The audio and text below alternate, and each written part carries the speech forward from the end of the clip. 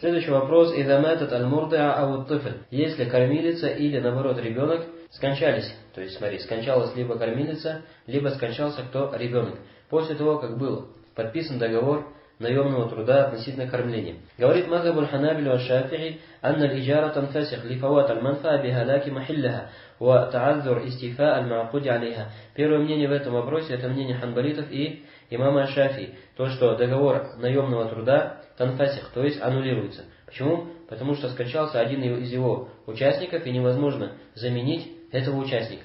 То есть, если кормилица скончалась, то никто не может встать на ее место. Не может просто прийти ее наследник и встать на ее место. Так? Почему? Потому что не у каждого есть молоко. То же самое ребенок. Если скончается ребенок, то некого кормить получается.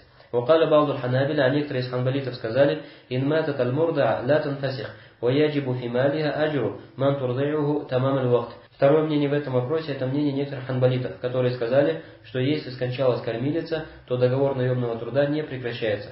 Но из ее имущества, то есть из ее наследственного имущества, должна быть выплачена плата другой кормилице. И другая кормилица должна прийти и кормить этого ребенка до конца срока наемного труда. Но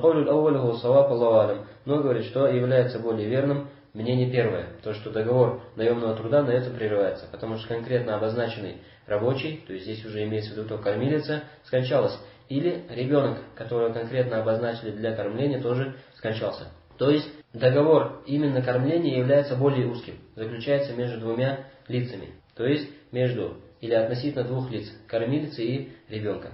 То есть если она уже успела взять большую плату за больший срок, то она должна это вернуть. То есть, допустим, заключили договор на полгода, и она, возможно, взяла плату сразу за полгода вперед, а потом, например, скончалась через 3 месяца. То есть наследники должны отдать родителям ребенка плату за оставшиеся 3 месяца, так как родители не получили кормление в эти 3 месяца. Далее.